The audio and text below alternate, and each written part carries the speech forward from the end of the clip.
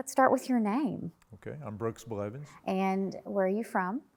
I'm from a little rural community called Violet Hill, which is in Ozark County, about 25 miles or so west of here.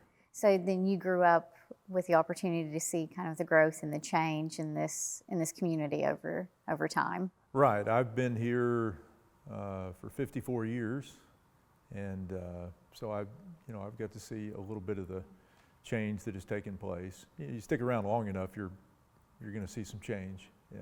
Well, tell me a little bit about yourself. What do you do? I'm a history professor. I teach at Missouri State University in Springfield, and I've been up there for going on 16 years now. You know, you're not just teaching, you're also publishing about the Ozarks, so tell me a little bit about that. Well, one of the things that I do as a historian is I write, and I've published several books, mostly on the history of the Ozarks, and I guess probably the best or the most common one that people would associate me with would be the 3-volume series called A History of the Ozarks. So it doesn't get much simpler than that, but yeah, that's a recent project that I've completed. No. Yeah. Well, and they're great books. They're wonderful resources about the area. And I want to thank you because you've been part of this project for quite some time now. And I remember you came when we were starting the research and really giving a talk to the community about the history of the Ozarks and doing a question and answer and really getting people excited about it. And so it kind of feels full circle that you were here for some of the beginning parts of this and now you're helping us wrap this up. So we really appreciate your expertise in this. Yeah, well, I remember that, giving that talk a couple of years ago, and I really enjoyed it, and it was, partly it was sort of a first venture out in the early days when COVID was starting to, go down a little bit, and so I think everybody was just sort of relieved to get out and talk about history instead of talk about COVID. Absolutely. So a lot of your career, as you said, is centered around Ozark culture and history, and you're an expert. You've literally written the books on it. So tell me a little bit about what makes this place, this region, this community unique. Well, it's, for one, kind of a big picture thing, I guess you would say. It's the only highland area in North America between the Appalachians and the Rockies. And so we're kind of surrounded by flatter country, whether it's the Delta to the east or the Great Plains to the west. And so this is historically the Ozarks for people who live around the Ozarks and in places like Memphis and St. Louis and Kansas City and Tulsa and those kinds of areas has been a destination for vacations and for retirements and just to get away from mosquitoes and the city and whatever. So I think that's one of the things that has marked the Ozarks for the middle of the country, especially in the 20th century. We became kind of a playground for a lot of people. And at the same time, you had a lot of people like my family and a lot of our families who tried to make a living in this place, which was never an easy thing to do. A lot of rocks, a lot of hills, not a lot of fertile ground, and so you had a lot of people who maintained traditions maybe a little bit longer than other folks in other parts of the United States maintained traditions. And by the middle of the 20th century, you had all that kind of coming together. You had a lot of sort of old-timey rural Ozarkers here coming into contact with retirees and vacationers, and a little bit of a clash of cultures, I guess you might say. But to me, it's home, and it's a special place. You mentioned culture. When you think people think about the Ozarks, what do you think they think about? I think about that a lot, of what do people think about, and I think that changes over time. I think for most of my lifetime, when people from outside of the region thought about the Ozarks, a lot of them thought about sort of hillbilly culture, and that's, and we certainly played that up in the Ozarks. The tourism industry played up the hillbilly imagery, and you had folk festivals everywhere and all that kind of stuff. So I think for a long time that was kind of the dominant image of the Ozarks, for good or bad. Doesn't necessarily have to be a negative image. A lot of people are drawn to that, and a lot of people want to come to the Ozarks because they see it as a bucolic place, simpler place, and people living closer to nature and that kind of thing. In the 21st century, I think we're probably in the process of a brand change, and I don't think that the old hillbilly image is as much a part of what we are anymore. I challenge somebody to try to find a corncob pipe and a floppy hat in a convenience store somewhere nowadays, because you can't hardly do it. I've tried to do it, and I just, it seems, especially within the last 10 or 15 years, that has sort of gone away, and probably the natural beauty of the Ozarks has been part of the allure. And then of course we know a lot of, there's been so much growth in some parts of the region that we've kind of become gentrified in some places, like Northwest Arkansas, where we got world-class museums and got their own style of cuisine and all that kind of stuff. And so we're in the process of locating a new brand, and I don't know what that's going to be, but it'll be interesting to watch it. I think one thing that's interesting, when we started this project, nobody had a pandemic on their mind and the impacts of that, and we saw an incredible number of people moving here over the last few years from all over the country. And you see that from Texas, from California, from Colorado, all these places. Because I think now when people think of the Ozarks, a lot of times they think about land, about space, about getting back to nature, as you said. Music for me is always one that I think about, is for this area and that kind of natural beauty. But I think you're right that we're going through kind of a brand change, and I'm not sure what that looks like going forward. Yeah, I don't know. And the thing about it is, it's kind of like the observer effect in science, that we have when you come into contact with the Ozarks, and you have all these hundreds and thousands of people who want to move here for that reason, for the space and the countryside and all that kind of stuff, then you have less and less of that space and countryside, and you alter the landscape and you alter the culture by all these folks coming in. But that's what humans do. We move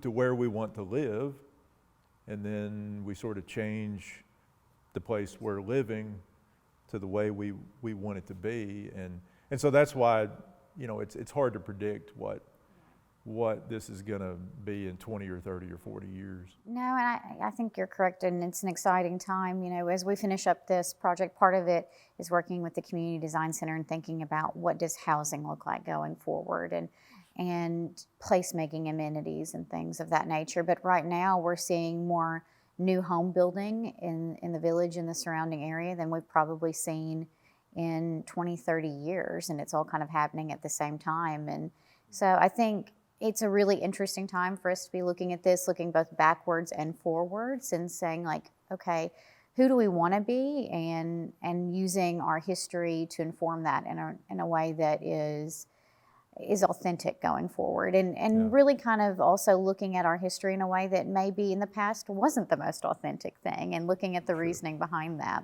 Sure.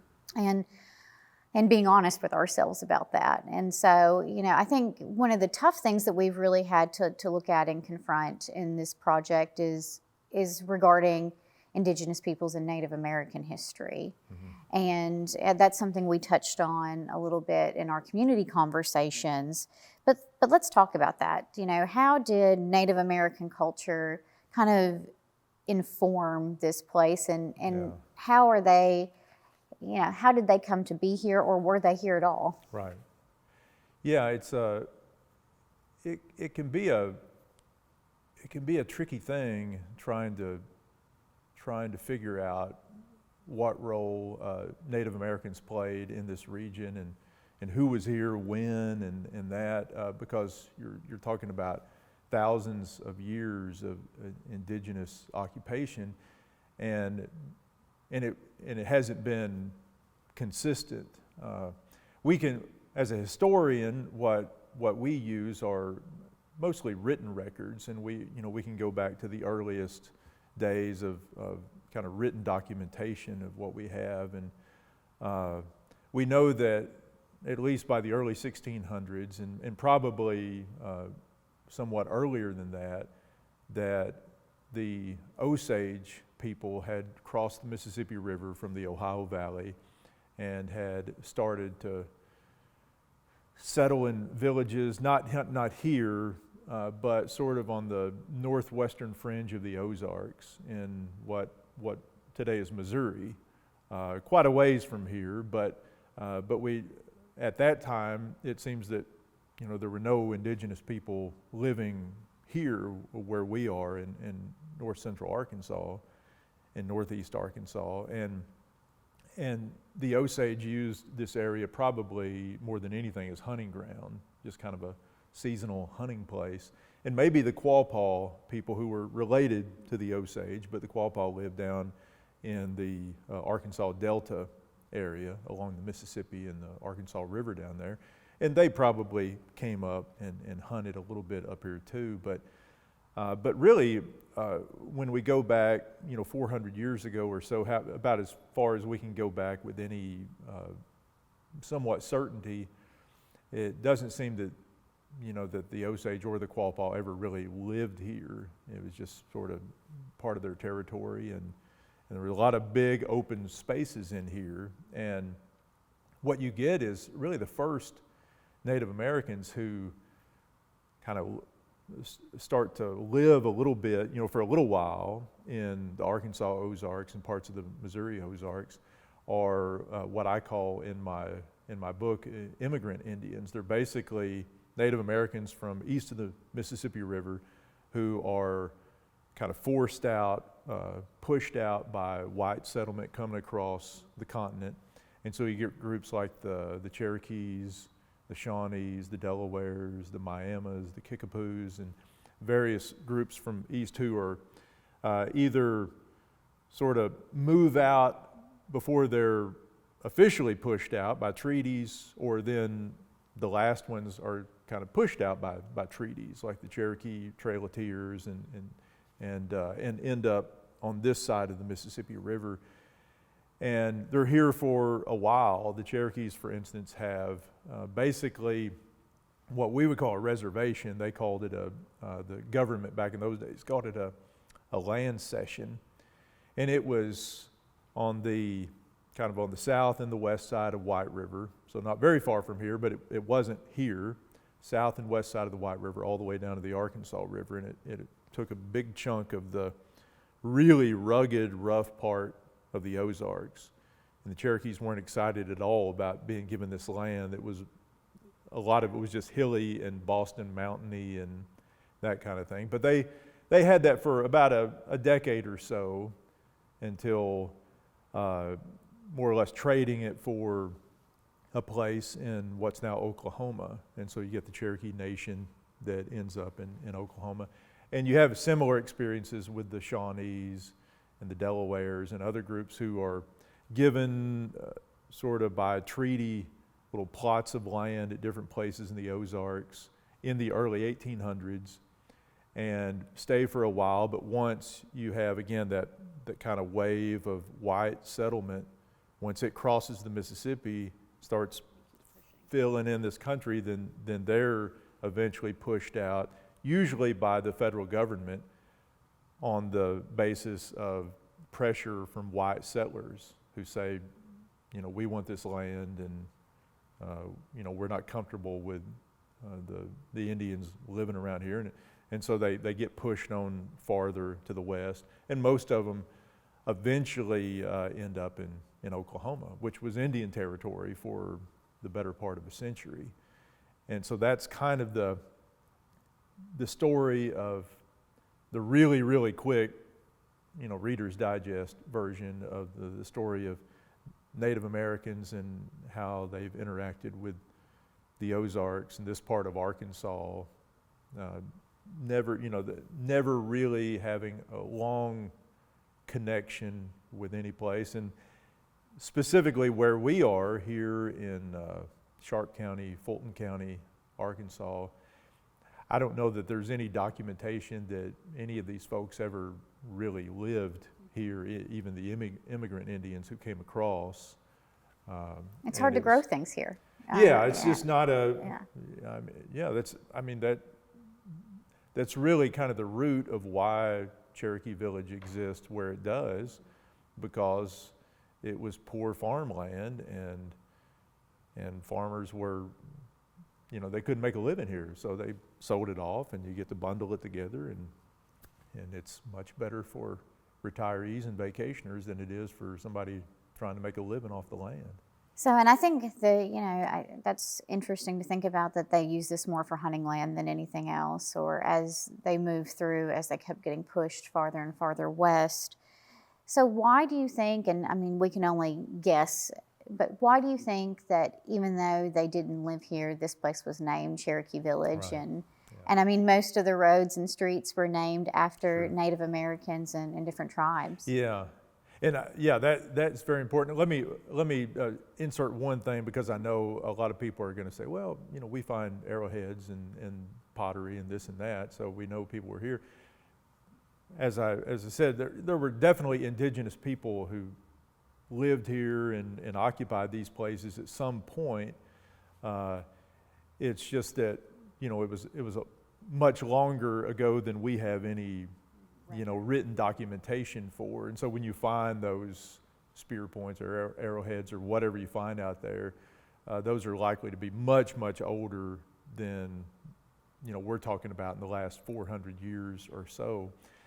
When you look at Cherokee Village, and as I was driving in, I came in from the west, and of course all those street names and a lot of street signs where there really aren't any streets, but they're all, like you say, they're all named after Indian tribes or some famous Native American or something like that. And I think there are a couple of things that contributed to that. And I never knew Mr. Cooper, John A. Cooper, the founder of Cherokee Village, and he may have just been a real fanatic on Native American history. I mean, it could have been that simple. But I know from a broader cultural standpoint, you had a couple things going on. One is that certainly by the early 1900s, and certainly when he would have been a boy growing up, there was already this kind of romantic fascination with Native American life. And it really starts to grow about the time that white people in the United States realize that Native Americans are no longer a threat. For the 18th century and much of the 19th century, there was this antagonistic relationship between white people moving across the North American continent and Native Americans, and there were a lot of conflicts in there.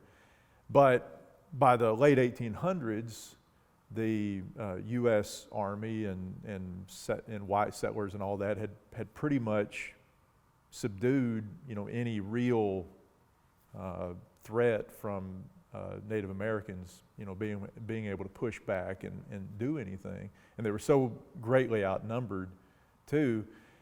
And almost at the moment that happens, when Native Americans are no longer seen as a threat to white people in the United States, then you start this kind of romanticizing of this, what many people thought was kind of a lost or dying world, a dying culture.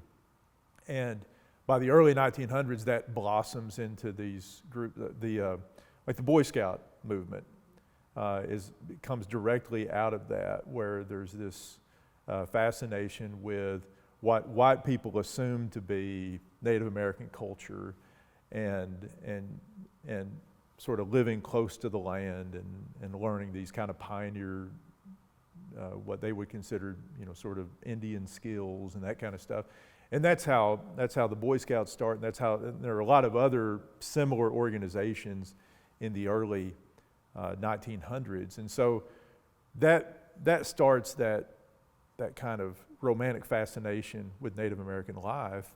And then by the time you get to the post-World War II era, to the 1950s, you add that to the sort of Western TV and movie craze that has swept America, and that really was just kind of in its heyday when Cherokee Village comes to life in the mid-1950s.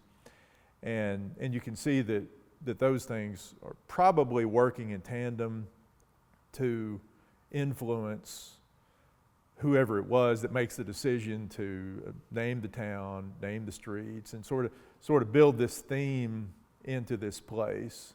And because this is a rural place and it's kind of a rugged area, and part of the allure, part of the selling point here is to come back to nature, then it sort of, I guess, makes sense that, it ties in with that idea of pioneer skills and Indian woodsmanship and all this kind of stuff. And so you get Cherokee Village in a place where there's no indication that the Cherokees ever lived at all. They may have come through here on the way to somewhere, but the Cherokees didn't live here, nor did anybody else who's represented by a street name out there, any of the modern tribes that we know anything about. If they did, we don't really have any documentation. But it was skillful marketing at the time. It really was. And but as you said, today in the 21st century, it's much more problematic than it was in the middle of the 20th century. And I think you said that very well. And reading in the report that we have from the Community Design Center, they looked at this, and there's a section called "What's in a Name," and they described it as a celebration of freedom, Americanness, and the potential of open landscape. And I think that goes right along with what you said, that it's looking back to a time where life was a little more simple, especially in a post-World War II and era, and wanting to come back to nature and be more tied to the land. And you also have a time where you see large cities really growing quite rapidly in America, and so it was a very different time. And today we would say you can't do that; that's inauthentic. But I think for them, they were looking back in a time that in a much more kind of romantic way than what we would think today. Yeah, it's.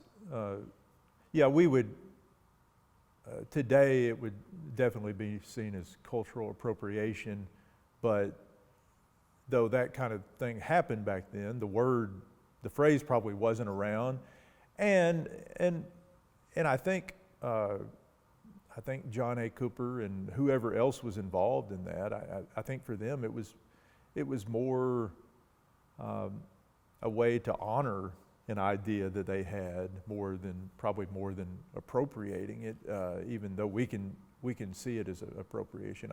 I think for them it was more that sort of romantic idea of who their vision of the Cherokee and anyone else was. Well, and you first mentioned the scouting here, and we'll talk a little bit more about that. But he came here first as his family did because of scouting culture, and so probably honoring some of that legacy as Right. well. Yeah. So, but you also kind of briefly touched on pioneers, and when did the pioneers essentially start moving through and start settling this area? Yeah.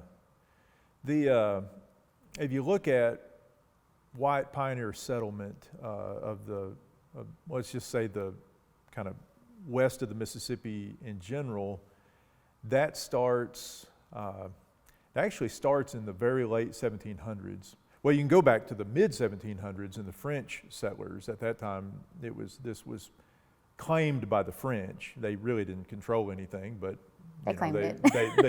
they thought they did. The Osage controlled it much more than they did, but they claimed it, and several hundred people of French descent, a lot of them who had come down from Canada, settled and moved maybe as far as 50 miles west of the Mississippi. Not here. Eventually, some of them did come as far down as like Pocahontas. There were early French descended settlers around there on Black River. But you start getting your white American U.S. citizen settlers really in the 1790s, and it's still Spanish territory at that time. And it's in the 1790s when the Spanish government says, okay, you guys, we're going to let you come across here if you obey a certain rule, a certain number of rules. You gotta be Catholic, and they didn't really enforce that. They said, you gotta claim that you're Catholic, and you can't do this and you can't do that. And so you start seeing this trickle in the 1790s. And then the Louisiana Purchase happens in 1803 and 1804. And then you get a bigger trickle coming across the Mississippi River. Still nobody necessarily in the area that we're in, but they start, they're coming across in bigger numbers. And it's really only after the War of 1812 ends, and that ends in 1815, that you start to see a flood of settlers coming across the Mississippi. You start to see people settling in what's today Randolph County and Lawrence County, old Davidsonville State Park over near Pocahontas is an early settlement. Batesville is an early settlement that's actually founded just right around the time of the War of 1812. And so most of those early pioneers tended to settle near the water routes because that was water, it's transportation, it's, those are avenues to civilization outside of the Ozarks. And then after a generation or so, people start to come farther up into the hill country like this. And it's probably, I don't know who the earliest settlers would have been in this exact area, but you're probably looking at the 1830s, maybe the 1820s, but certainly 1830s, 1840s. People are starting to trickle in here. And they're mostly folks who come from Tennessee, Kentucky, the Carolinas, Virginia.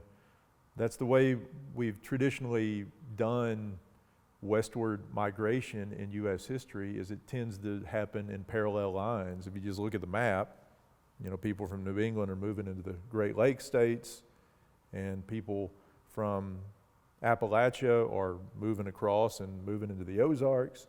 And so that's the people that tended to come here, and they brought that kind of what we call upland South culture or Appalachian culture with them. So you get the religion, the music, the folk tales, all that kind of stuff, the farming styles, that's transferred over. And so that's why it's still today for people, if you spend much time in Appalachia or even Middle Tennessee or parts of Kentucky, different things like that, and spend time in the Ozarks, you'll see all kinds of similarities all the way down to the way we talk. I think the main draw, it probably, going back to that theme earlier about freedom and space and land, that was usually the main draw for any sort of westward movement. It was to go somewhere where there's the availability of getting land, and so that was the big thing. It's hard for us to imagine, by the middle of the 1800s, Appalachia filling up with people, but it seemed that way to them, and the Ozarks was to them, an open area where they could claim new land and live as freeholders the way that they wanted to live. What did that daily life look like? Did you see multiple generations all living together and kind of trying to make a farm work? Like what did that look like here?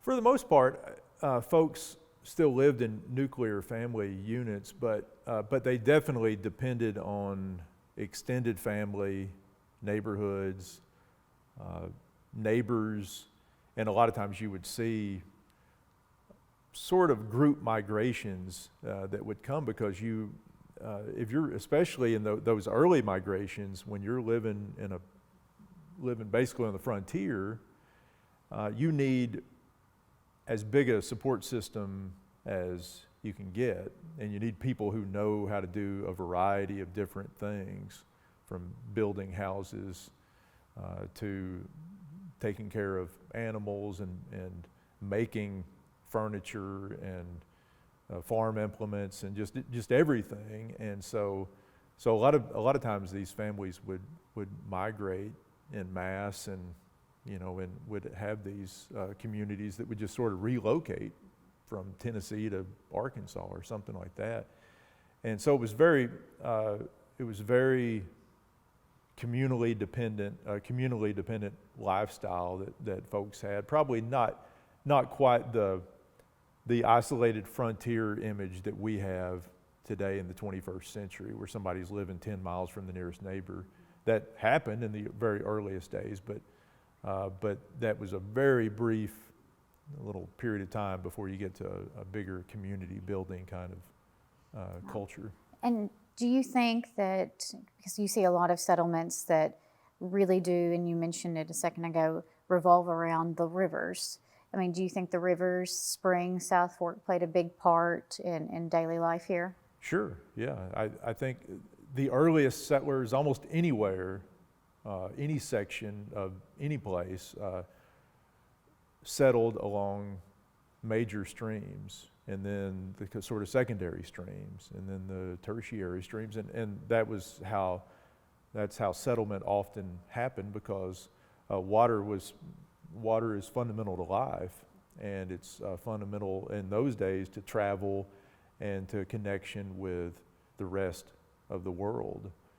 And so that was, the Spring River would have been, vitally important for a lot of people in those earliest days. And I'm sure, the Mammoth Spring was quite a scene, for those, and a lot of, all these big springs that the Ozarks have would have been quite a scene, probably overpowering and intimidating to a lot of the early settlers. I think it's interesting to think about too of how water, it really informed the design of the village, because we think about these rivers, but when a lot of people talk about Cherokee Village, they talk about the 7 lakes.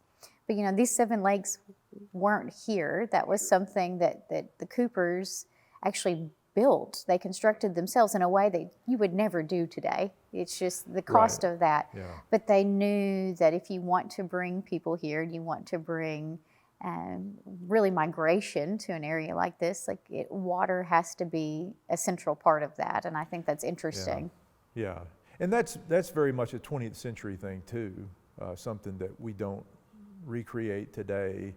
When Cherokee Village was built, when it started in the 1950s, we were still in the grand age of the Army Corps of Engineers damming up every stream that they could dam in the Ozarks and elsewhere around the country, and had Cherokee developed 20 years later or so, you may not have seen that sort of dam building and the creation of the little lakes, because the Ozarks is not a land of lakes. We don't have natural lakes, and if you see lakes in the Ozarks, they're always man-made, and but it is a draw, and it's still a draw for people.